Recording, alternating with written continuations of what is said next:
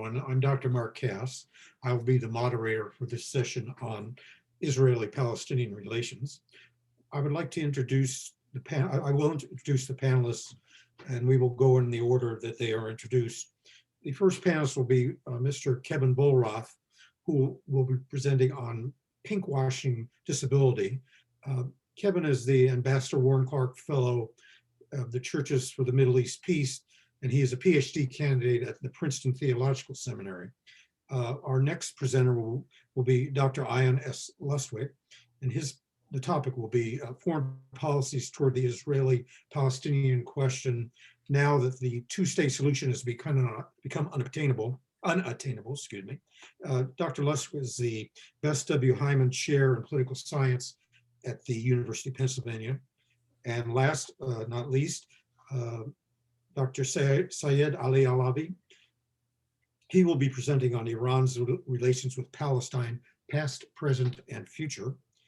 And Dr. Alavi is the Senior Teaching Fellow at the School of Oriental and Asian Studies at the University of London. So let it be noted that questions will be appreciated. However, we will give them only after each of our presenters has had their opportunity to make their presentations. So why don't we start right now with Mr. Vollrath on pinkwashing disability. Great, thank you for that introduction. I'm sharing my presentation now.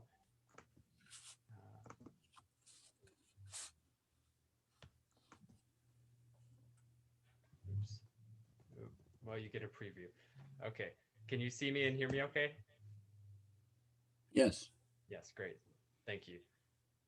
Okay. I'm here today sponsored by Churches for Middle East Peace as an Ambassador Warren Clark Fellow. While CMAP supports my research, it does not necessarily agree with all the positions of its writers, and I do not speak on CMAP's behalf. International renown for respecting the rights of people with disabilities obscures the state of Israel's complicity in the production of disability among Palestinians in the West Bank and Gaza Strip, and harm to disabled people, especially Palestinians.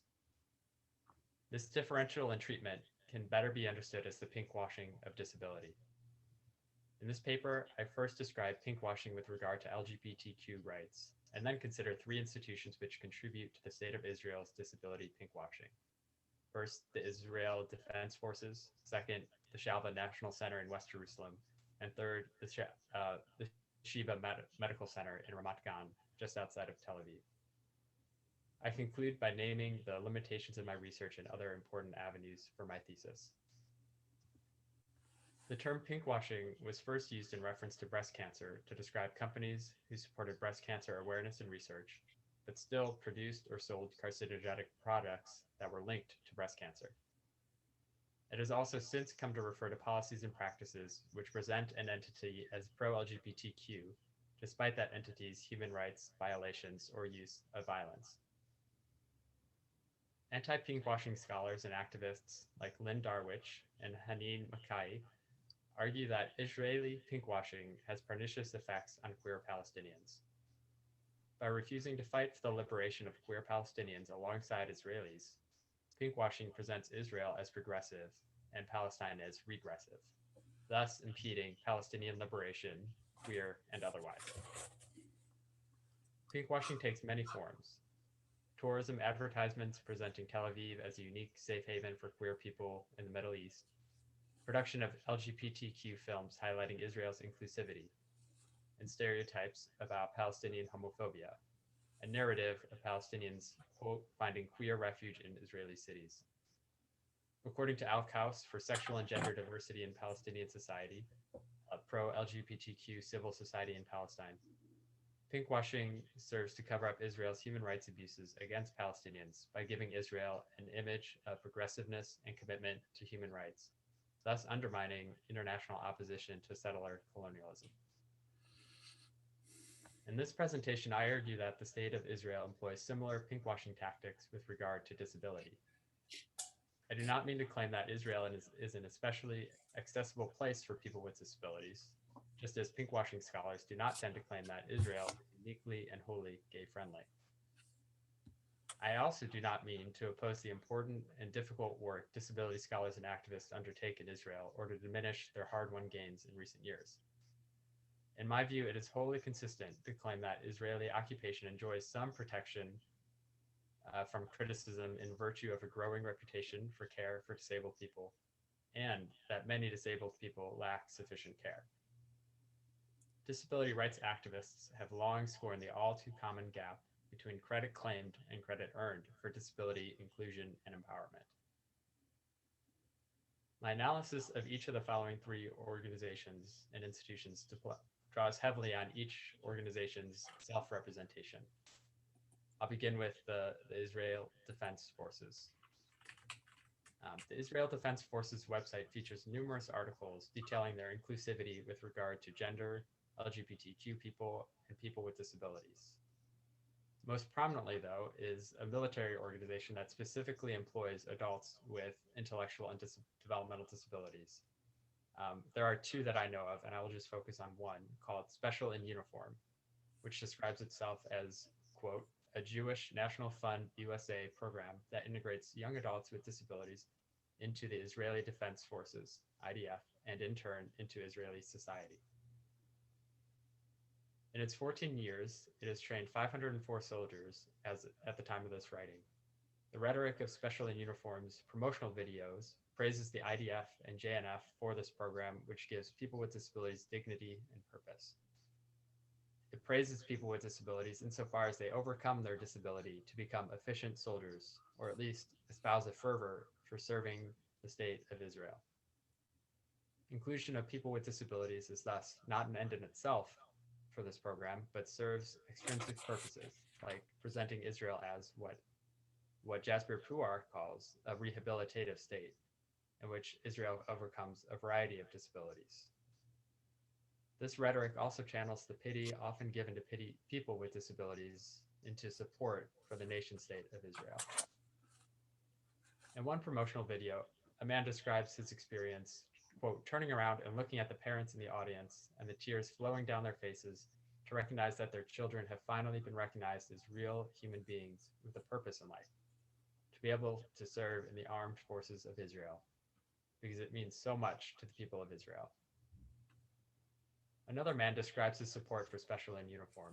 I'm thrilled to be part of the JNF Task Force on Disabilities and to meet these wonderful people and to see someone get into the Army who wanted it so badly.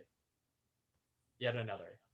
It's unbelievable that these kids can be part of a society, can be part of something meaningful, and they don't have to feel that they have a stigma or something that precludes them from being part of what every other of their friends is going through.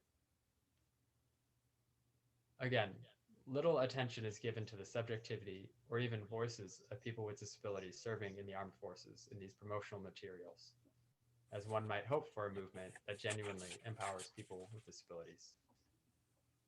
More can be said about what many disability scholars call inspiration porn, a reductive depiction of people with disabilities that focuses on their overcoming of disability or performing ordinary tasks that really don't merit celebration, all to, quote, inspire non-disabled viewers. The Special in Uniform initiative, in which these kids, quote, these kids are standing here today, full-fledged soldiers in the IDF, has been called, quote, nothing short of a pure miracle, end quote. Problematic for many reasons, inspiration porn implies that all people with disabilities ought to overcome their disability to conform to whatever able-bodied standard is implied in the disability porn. In this case, the expectation is military support for the state of Israel. As someone known as Private E is proudly quoted saying, wearing my uniform makes me feel like I'm giving back to the country that has given me so much. End quote. People with autism are paragons of national pride because they aren't forced to serve in the army. Quote, although these soldiers were exempt from army service, they insisted on being treated just like their peers. End quote. One member with an intellectual disability explains, I face challenges and I manage to hold my own. Take on the challenges, he explained. It's a great opportunity to serve, like others, and to connect to the society we live in. End quote. Inclusion is conditioned on disabled contribution to national pride.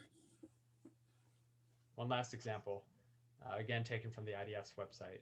Second Lieutenant Aaron Karov was injured by an explosive device while fighting in Gaza in 2009's Operation Kass and lost his ability to walk and speak. His eventual recovery was called an inspiration and miracle. Here is the first paragraph of Karov's story on the IDF website.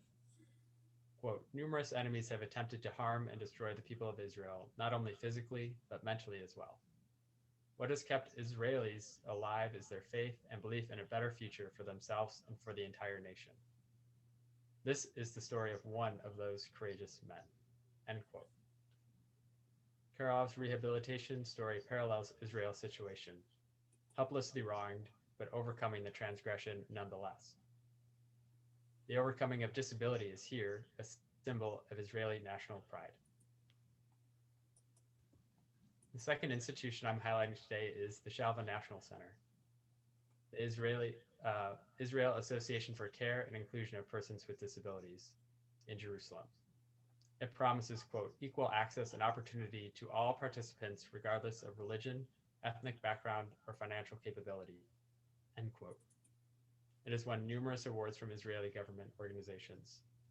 It also includes the Shalva Band, which consists of 8 people with various disabilities, singing about subjects like hope and inclusion.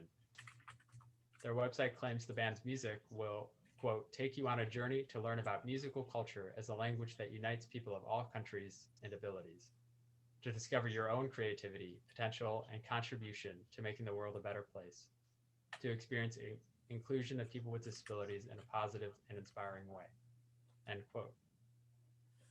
And also, quote, to connect with Israel and be proud of the values it represents and the opportunities it affords to less advantaged members of society, end quote. The Shalva Band associates unity among peoples, inclusion of all abilities, and world improvement with Israel's national values. It depicts Israel as a country that has unique benefits for underprivileged people.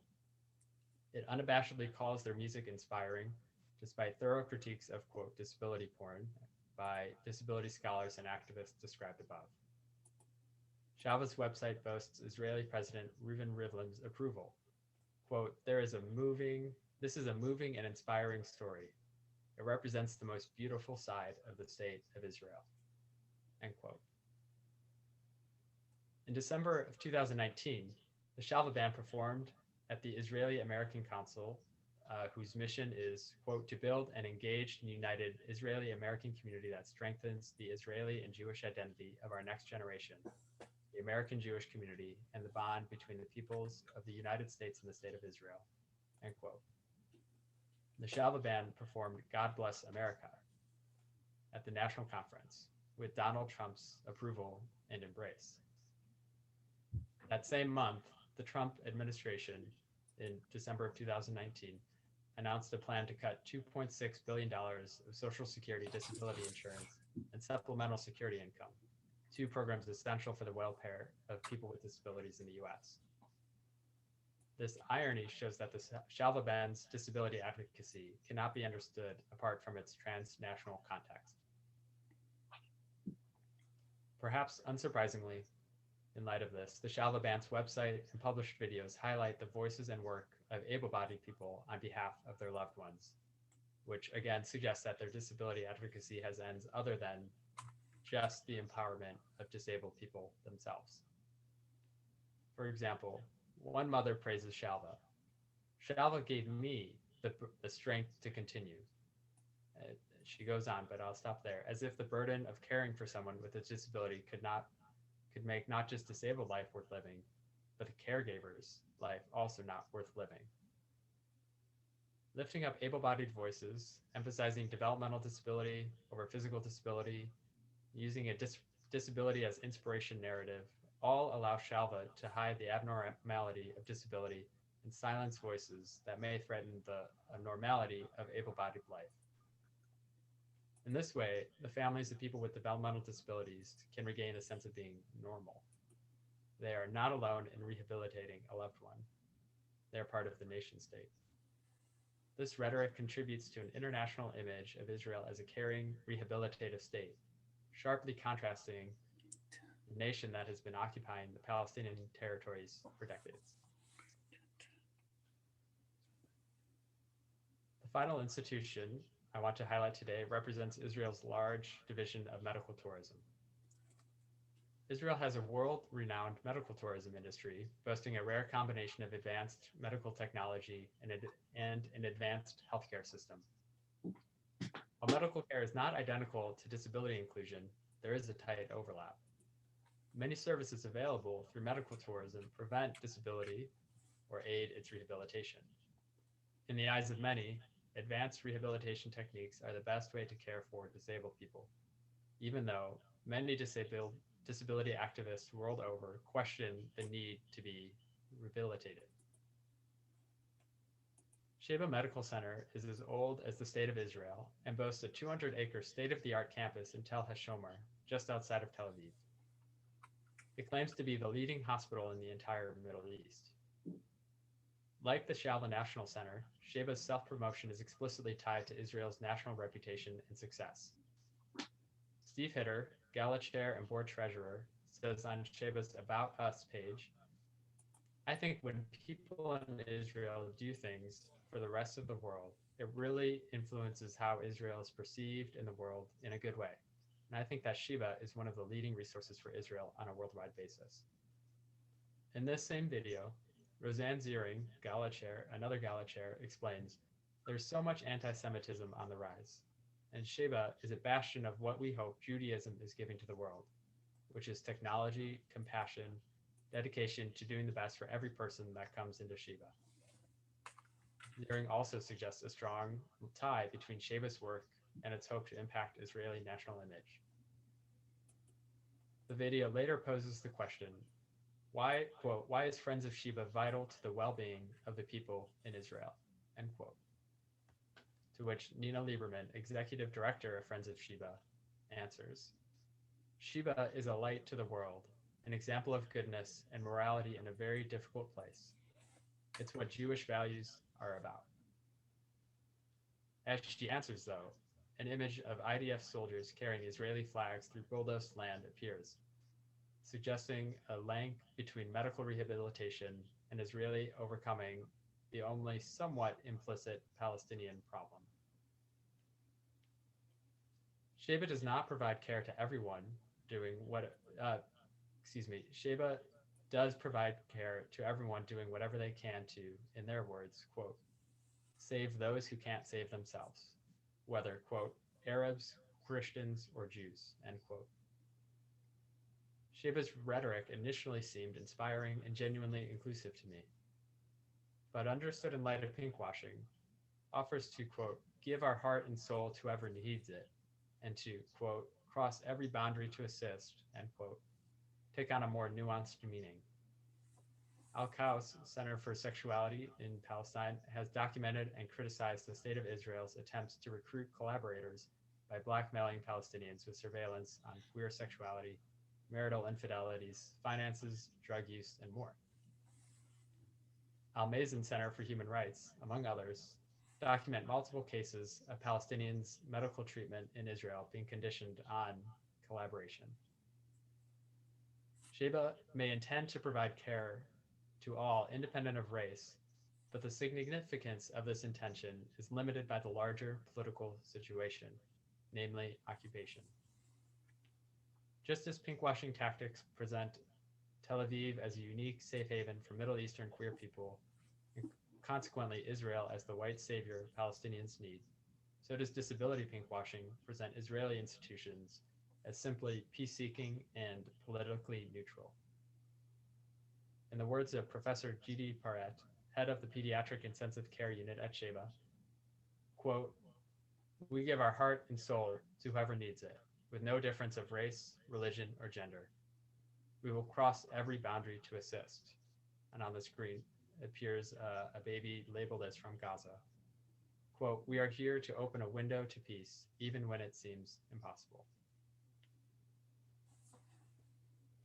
In conclusion, there's much more to be said, contrasting the IDF's stated values of inclusivity and disability understanding with, for example, the murders of Palestinians like Iyad al-Halak and Mohammed Habali, two young men with intellectual disabilities who were killed by police in the last 2 years and whose disabilities seem to have played a role in their murder. More research too can be done on government funding for institutions that promote an image of Israel as a disability welcoming state, whether in films or tourist advertisements or support for medical tourism. More also remains to be said contrasting Hebrew language resources with English ones. And it would be important to look for more Israeli-Palestinian collaborative work on disability efficacy. And lastly, much more remains to be said contrasting Israeli support for disability inclusion with a variety of disabilities resulting from occupation, including maimed bodies, mental health crises, tear gas injuries, and more. The contrast, which makes Israel's disability pinkwashing all the more startling and haunting. Thank you for listening. Thank you, Mr. Vollrath. We appreciate your time.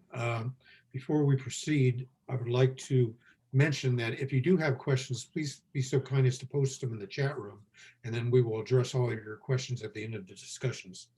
Now we will go to Dr. Lustick, who will be talking on foreign policies towards the Israeli-Palestinian question now that the two-state solution has become unattainable. Dr. Lustick, please. Thank you very much. Nice to be here. Thanks for joining us. Yeah, the question that I want to talk about today is based on a book that I published recently, as was mentioned, Paradigm Lost from Two-State Solution to One-State Reality. And the question is, now that there is a one-state reality and you really cannot think of a way to negotiate a two-state solution, well, why are the main countries in the world of importance to this issue still say they're pursuing a two-state solution? And why, and what are the effects of that? Why are they doing this? Why do European countries, the United Nations, the United States, and what I call the peace process industry of consultants, pundits, foundations, and activists and journalists, why they continue to promote the idea of a two-state solution, of negotiating Israeli withdrawal from the West Bank and Gaza so that a Palestinian state could be established there, when no one is any longer capable of explaining how that could be brought about. When you see, as a political scientist, I'm a political scientist, when you see a situation where competitors seem frozen in a situation where nobody's getting what they want, but everybody's getting what they can barely live with, that's called a Nash equilibrium. It's kind of a collectively irrational, but individually irrational situation where no one can do better than they're doing now by changing their strategy unless somebody else does. So everyone's trapped in a kind of suboptimality. So what is the suboptimality that they're all trapped in? Why can no one speak the truth, which is that actually is one country from the Jordan River to the sea. Its name is Israel. It's not a democratic country. It has different rules for dealing with different populations in different parts of the country, but that's not very unusual at all for most countries. There are democratic aspects and non-democratic aspects. The question is, over the long run, will that country become democratized so as to be an area in which the problems that Palestinians and Israel and Jews have within the country they live in, are they better problems in the future than they have now, than they experience now? That's the actual question. My question is, why is that actual question not addressed explicitly in the foreign policies of the major players, the European countries, the UN, the United States, and the peace process industry? I've said it's a Nash equilibrium. I'm going to explain what I mean. So if you take the four main players, and I'm talking about the groups that have been involved over the last almost 40 years or so in on-off initiatives to start negotiations or to conduct them or explain why they failed or to restart them or to speculate on when they're going to restart or whether there should be private secret back channel negotiations in anticipation of a restart of negotiations, or what confidence building measures should be employed in order to restart negotiations. All of those, that hubbub, that what I call peace process merry-go-round. Why does it keep continuing? Well, the four players in that who are involved in this process are the United States, specifically the president, whoever happens to be president, the administration, the Palestinian Authority, on the based on the West Bank, the Israeli government, dominated by the Likud party, but the Israeli government, and the peace process industry. Each one of those groups, the President of the United States, no matter who it is really, almost no matter who it is, the Israeli government, the peace process industry, and the European and UN representatives, none of them like the current situation. None of them like being on this merry-go-round. None of them like going through a constant humiliation of diplomatic failure and having to pretend, but they prefer it to losing that. Why? Because the Palestinian Authority, for example, although it would love to have a real Palestinian state in the West Bank and Gaza that it would run, it can settle for $400 to $450 million a year from the international community that funds a relatively comfortable lifestyle for the 20,000 or so families who benefit directly from that Palestinian Authority. So it gives the elite something to hold on to. The Israeli government would much rather get this whole Palestinian problem behind it, have the international community forget about it, and let Israel do what it wants in the West Bank and Gaza, which mainly means dominate the area without giving those people any rights and not being harassed by the International Criminal Court or by other countries saying that you should start negotiations. They would like that. They can't get that. So they'll settle for pretending that someday painful compromises might be possible toward a two-state solution. And in the meantime, do more or less what we want without saying what we're doing in the West Bank and Gaza. So there's a suboptimality there. The American president would love to get rid of this problem because it's always a politically difficult one. The United States administrations, putting the Trump administration aside in some respects, but not all respects, is unusual, has been committed to Israeli territorial withdrawals as the basis for peace. And now that that's impossible, it still says it wants a two-state solution, because what the pursuit of a two-state solution does is it protects the president from the demands of the Israel lobby that it do whatever Israel wants, because it can say, look, we're involved with Israel trying to get negotiations started. Everybody thinks there should be a two-state solution. Yes, we don't define exactly what we mean by that. We know the Likud government doesn't mean the same thing we do, but under the umbrella of, in principle, waiting for a two-state solution and trying to develop conditions that would encourage it, the United States president can put aside anything serious on this issue, which would open the president to criticisms that would interfere with his domestic agenda because of the strength of the Israel lobby.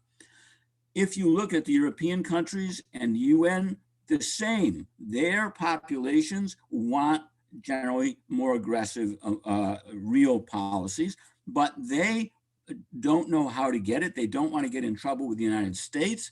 Therefore, they would prefer to fund progressive, peace-oriented activities among Palestinians and Israelis, but can only do so and only appear to be standing up for the international consensus if they pretend that a two-state solution is still possible. Otherwise, they encounter a direct challenge to the democratic character of Israel, which is very expensive to do politically for them.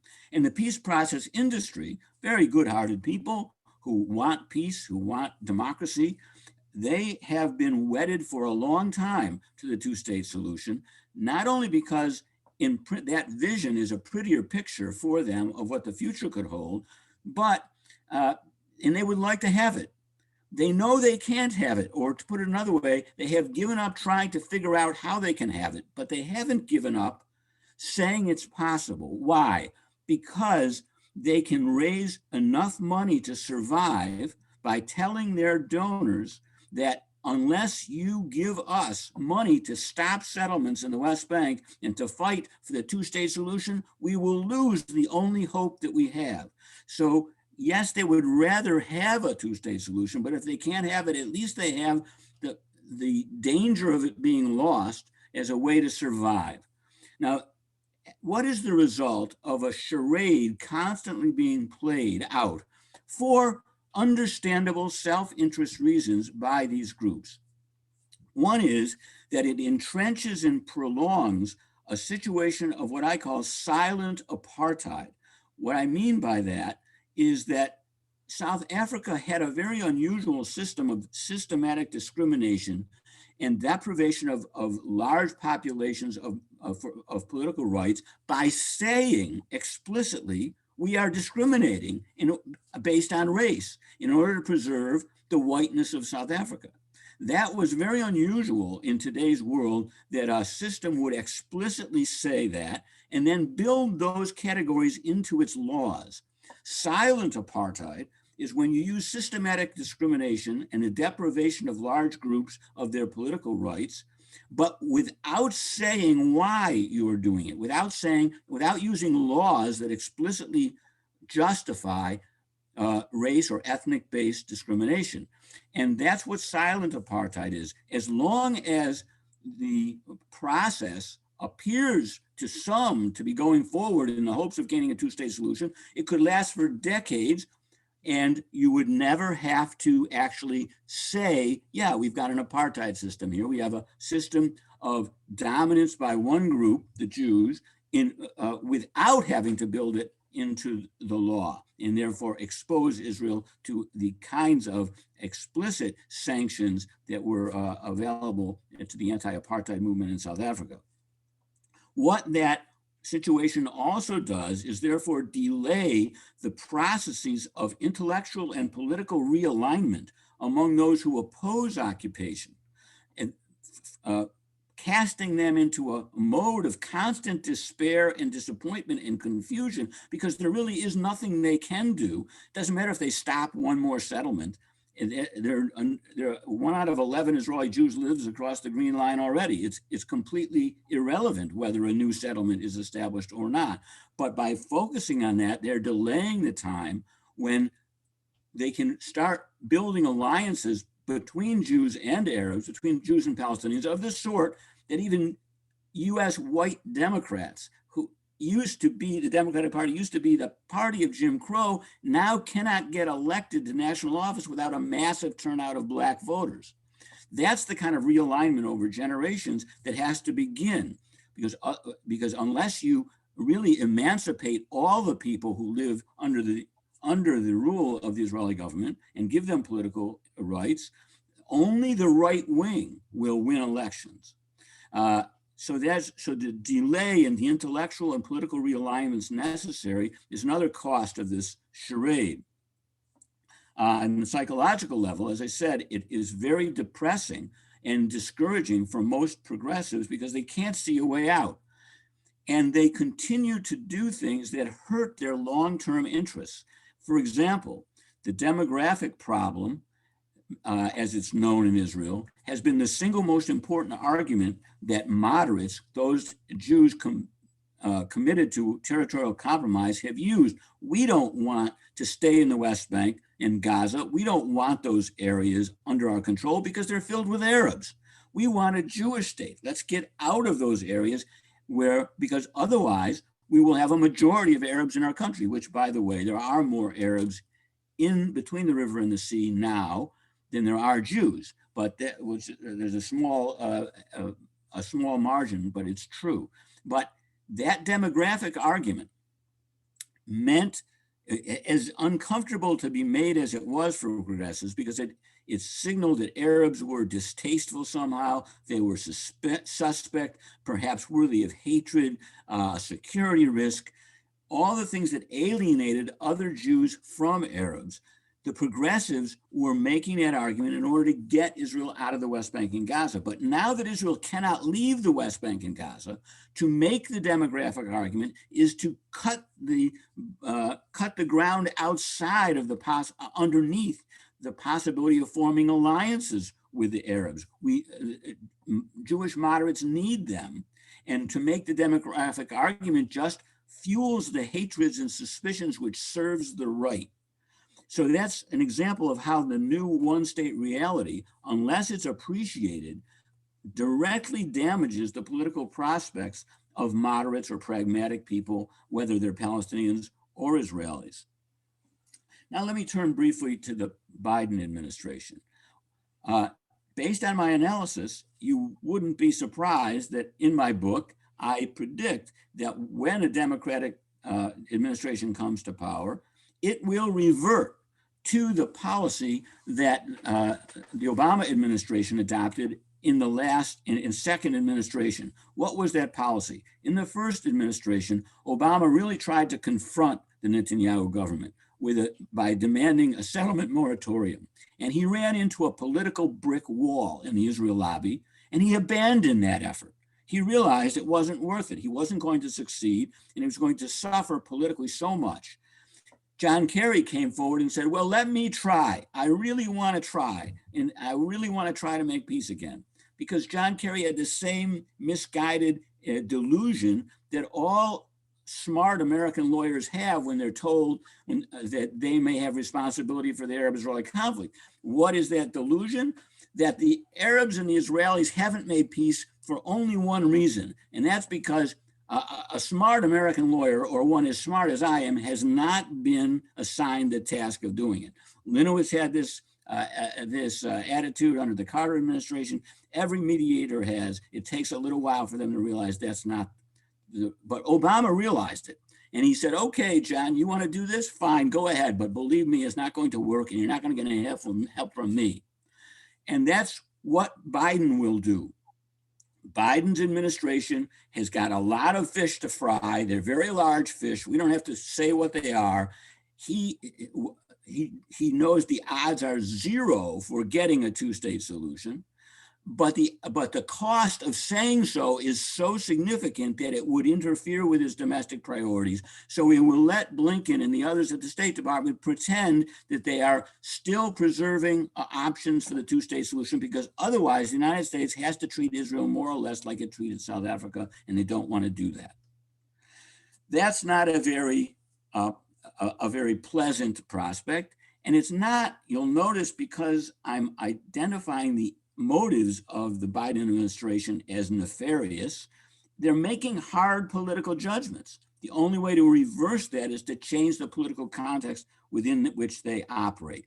Now, some people may point to the Democrats in Congress and say, wow, look at the change. They're now endorsing the two-state solution. Even AIPAC is criticizing the Likud for not standing up clearly for the two-state solution and talking about annexation. That's right. Because again, it's about 40 years, maybe 25, 30 years too late. Now, if they had said that, if they had taken that view when Rabin was in power during the Oslo negotiations, there might have been a two-state solution. Now it's too late, but those politicians find a safe political harbor in pretending it's not too late.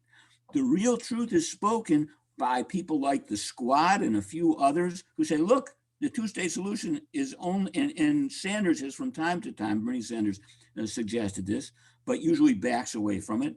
We have to look at the principle of equality and democracy. The occupation must end, but occupations end in two ways, and I'll end here myself. One way occupations end is when the United States withdraws from a country it occupied, whether that's Vietnam or Iraq, or from countries we never had, Japan and Germany. But occupations also end when countries absorb and integrate the population and the territory completely into them. So when the United States occupied the South during the Civil War, we ended the occupation years later by reintegrating the South into the United States and giving everyone who lived there citizenship. That ended the occupation. In fact, Israel occupied the Western Galilee and other parts of Palestine that were not allocated to it in 1948 by the UN, occupied those areas, said we are occupying them, and then annexed them. It ended the occupation of the Western Galilee by annexing them and making the Arabs who live there citizens. So ending the occupation of the West Bank, and I would say Gaza, is still the objective, but it takes the recognition of reality, of the one-state reality, to realize that that ending of occupation will not come about through withdrawal. It will come about through the integration, the full integration of that area, those areas, into the same country. And that will take not months and years, but decades and generations. Thank you. Okay, thank you very much, Dr. Lesser. Now I would like to present Dr. Alavi, who will be speaking on Iran's relations with Palestine, past, present, and future. Please proceed, sir. Thank you very much, Mark, for having me here. Today's discussion, well, I try to wrap it up we don't have enough time, but there is a very big history. And the concept of Iran's relations with Palestine is based on the book that I recently I authored and is published by Routledge in 2019. It's a very hot potato topic.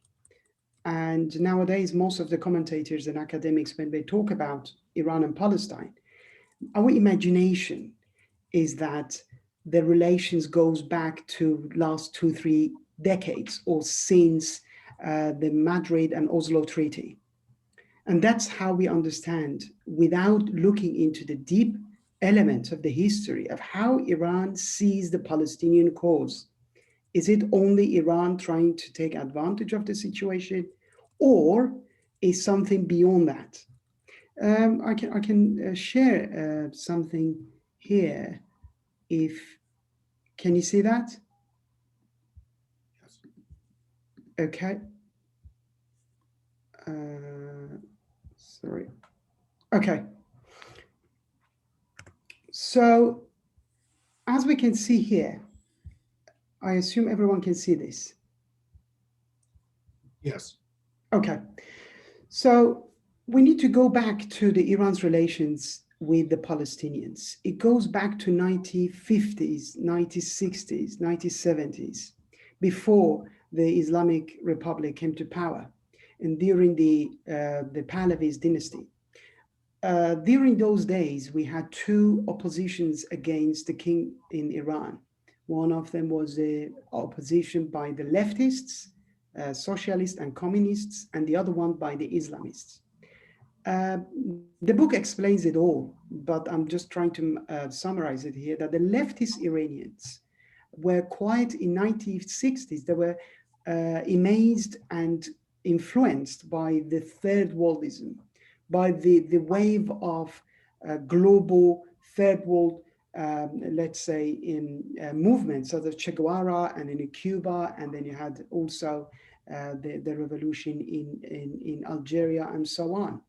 So PLO was part of that discourse, a discourse of third world emancipation against either occupation or colonialism.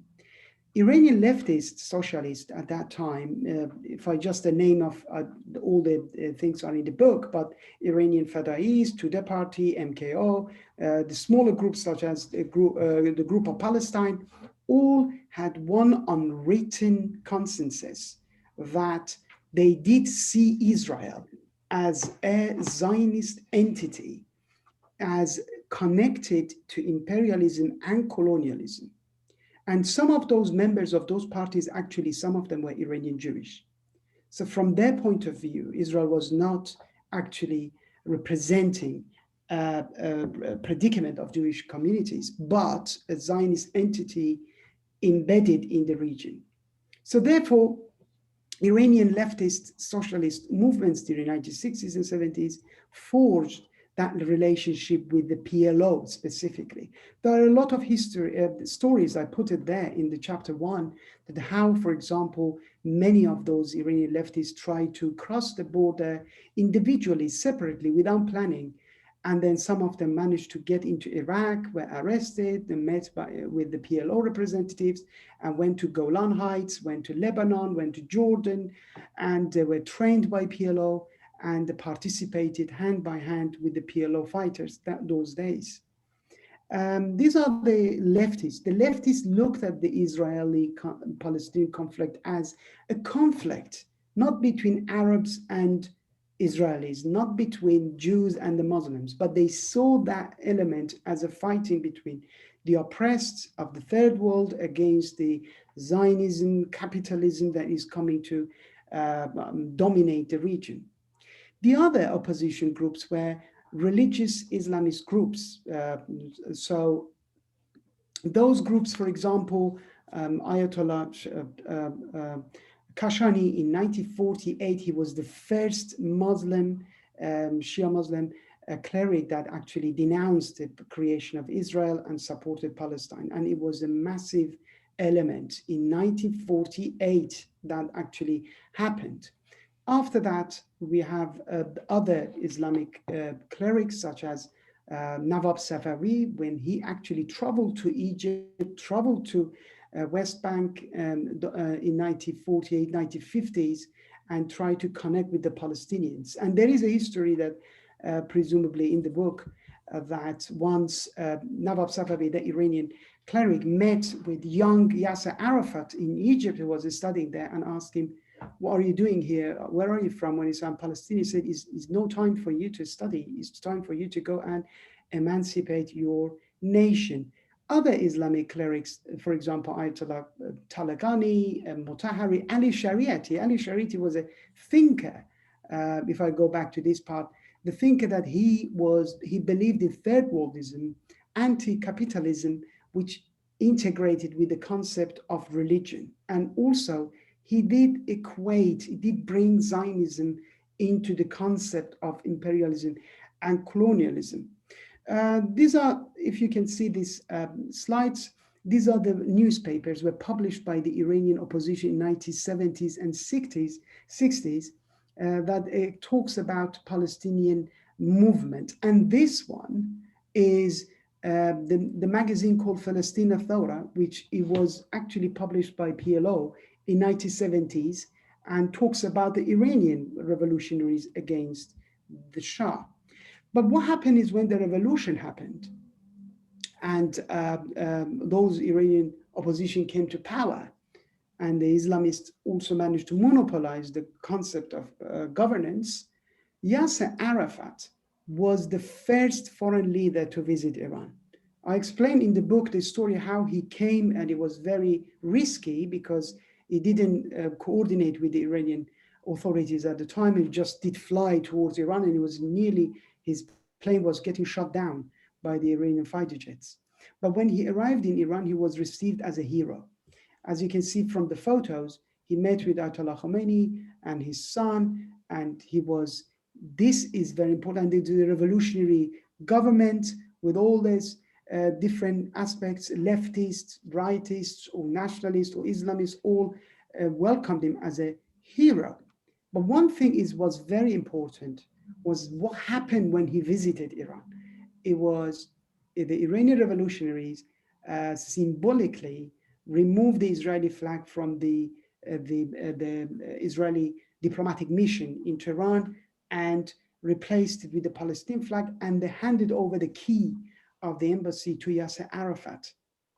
As you can see from the photos, Yasser Arafat on the balcony of the former Israeli diplomatic mission with Yazdi and the rest of the revolutionaries, and then it was called Viva Palestine.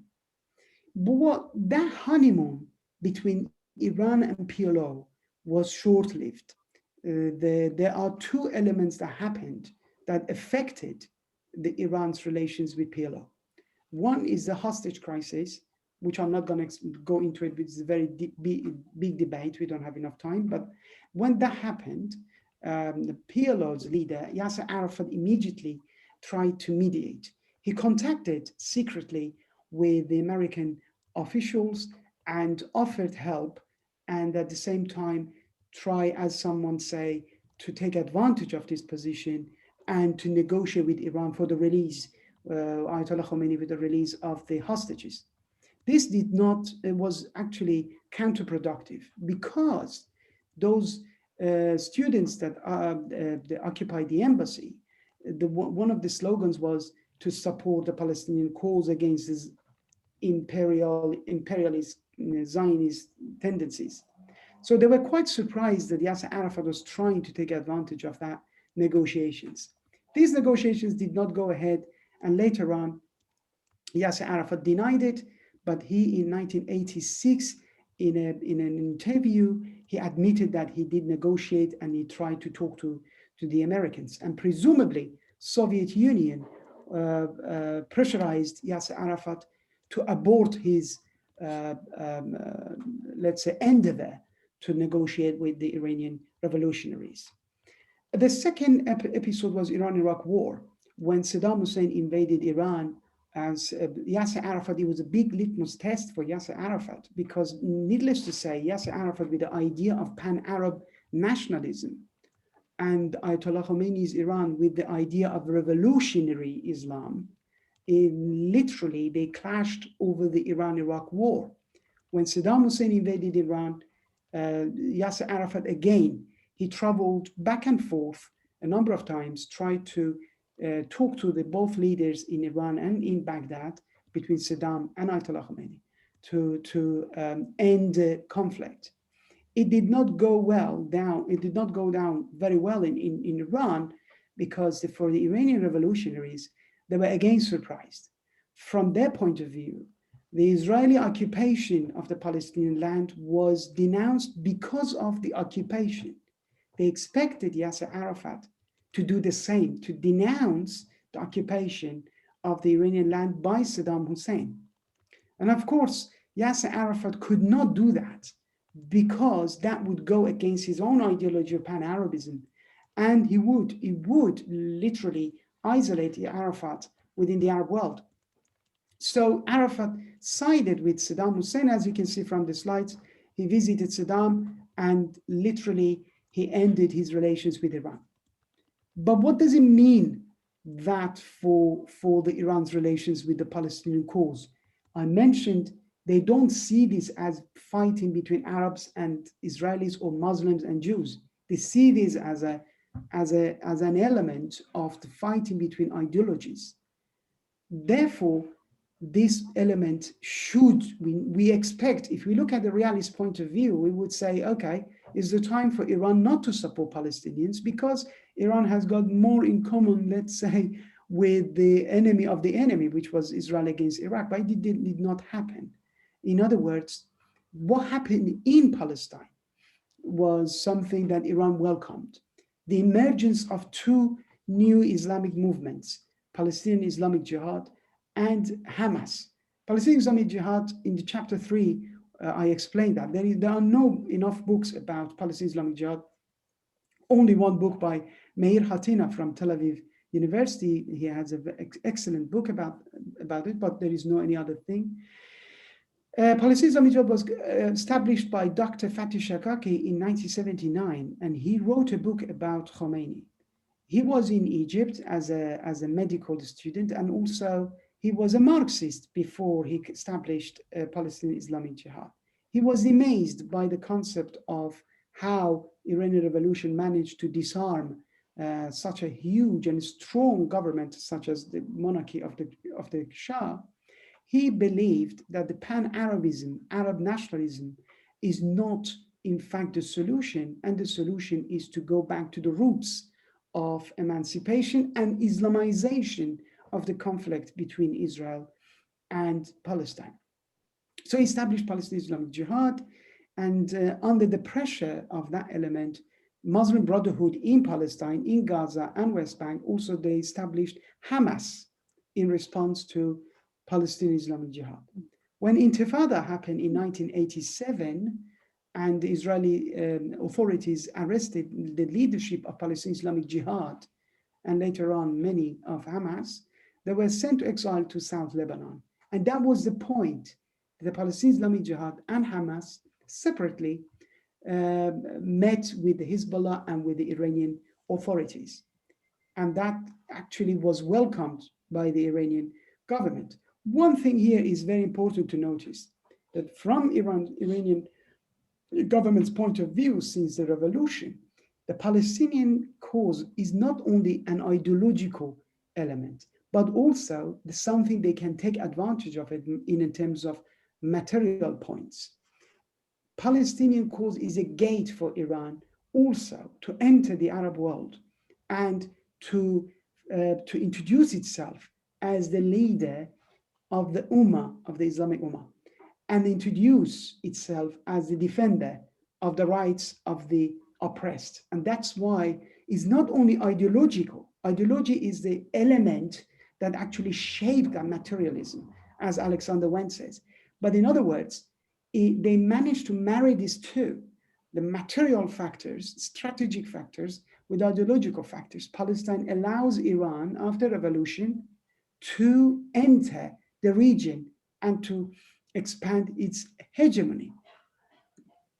What happened after the Madrid Treaty? We have literally two sides. One side is accepting the existence of Israel and the policies of Israeli government, and the other side was the one that they did not accept those policies.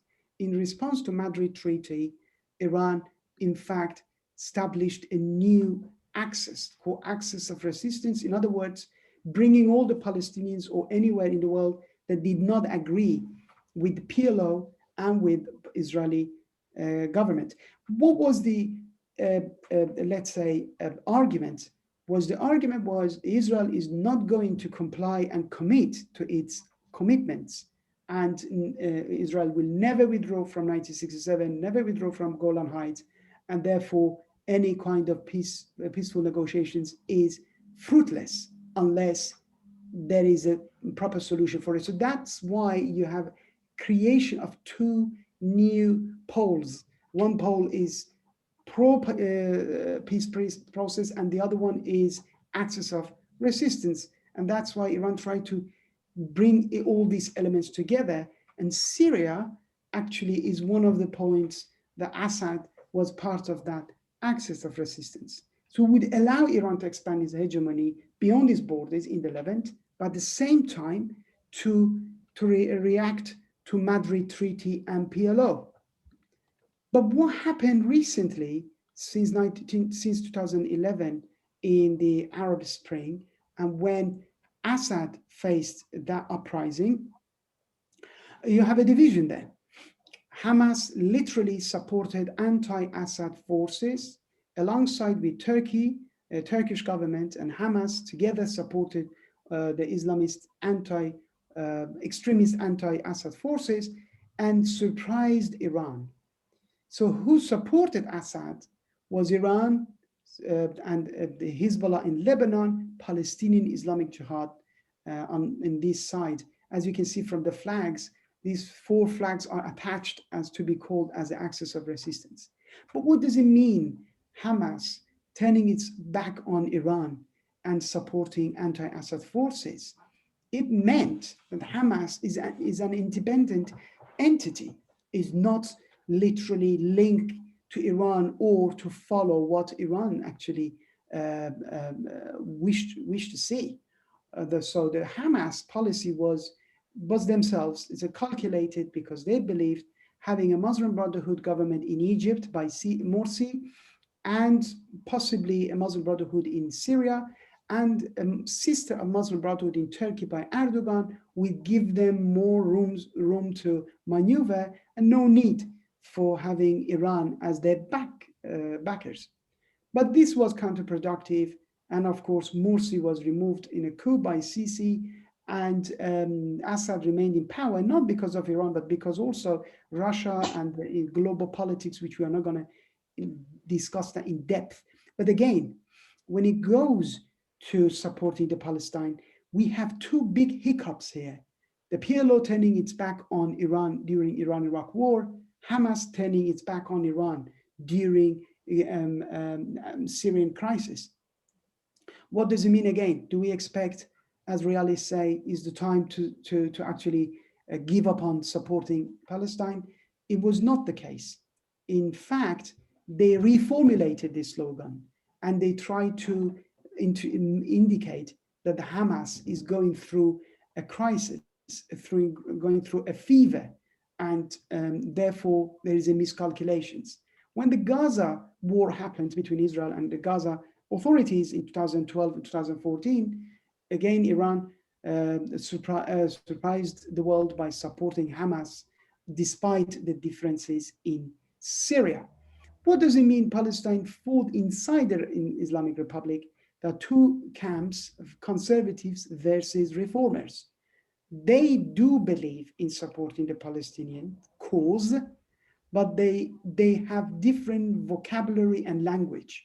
The conservatives use more utopian language against Israel, and the reformers, they use a more reconciliatory language when it comes back to the global politics. As you can see from this photo, this young chap is Zarif, when he was a student in the United States, supporting Palestinians. Here it says, "Long live Palestine."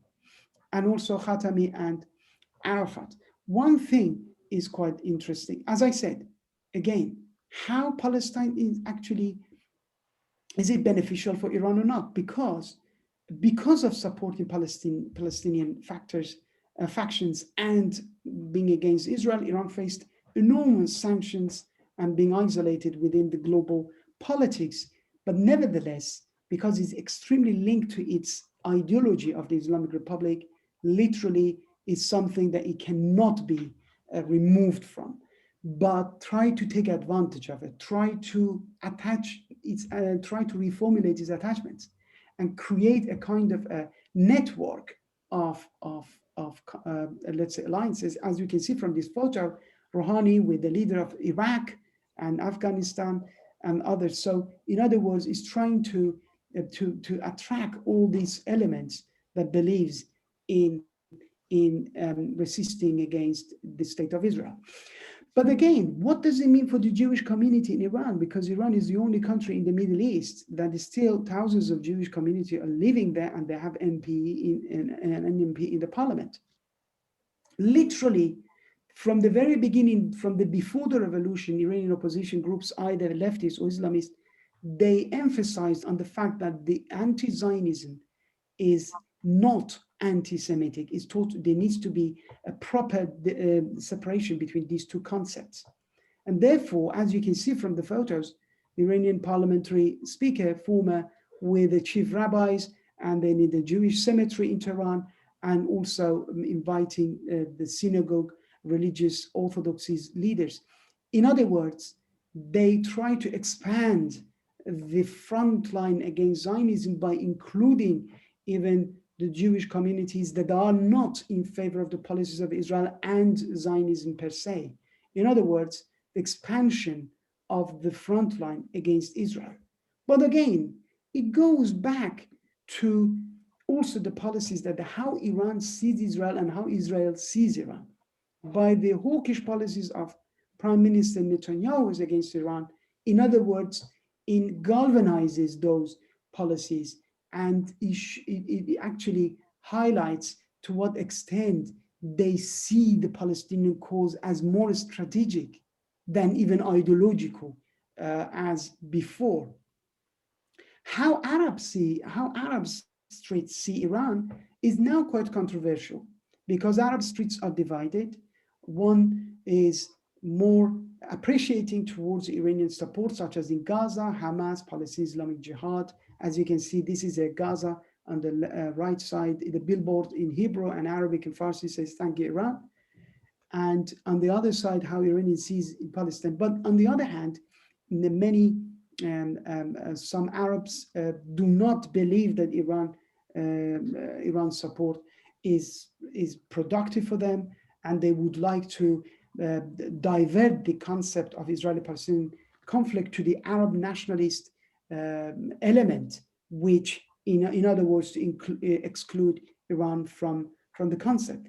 But supporting the Palestinian anti-Israeli forces is not literally only monopolized by Iran. You have Turkey's Erdogan is trying also, since he came to power, to do the same.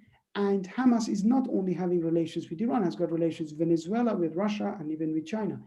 But all that goes back to the element What does it mean, Palestinian cause for Iran?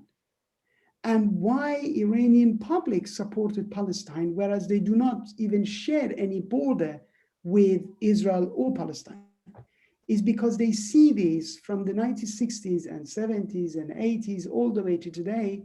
They see this as a concept of, let's say, emancipation versus suppression, Zionism as an entity that links to capitalism against the communal elements of the regional solutions. So that's how they see it. And we cannot simply expect the Islamic Republic to strip its support toward the Palestinian cause, because it is actually married, is intertwined with the DNA of its ideology and beyond.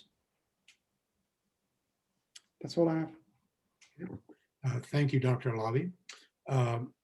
We had a few questions that were answered while the presentations were going on. I just want to make a comment from the audience who wanted to compliment all the presenters for the excellence of their presentations and new ideas that add to the dialogue. So we're going to conclude now, but I would like to do so by first thanking the people who attended. We very much appreciate your time.